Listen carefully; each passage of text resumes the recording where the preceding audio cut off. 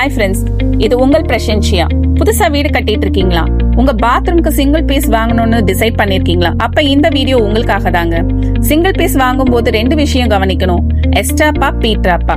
எஸ்டாப்னு எடுத்துக்கிட்டா அதோட ட்ரைன் ஃப்ளோர்ல கனெக்ட் ஆயிருக்கும். பீட்ராப்னு எடுத்துக்கிட்டா அதோட ட்ரைன் வால்ல கனெக்ட் ஆயிருக்கும்.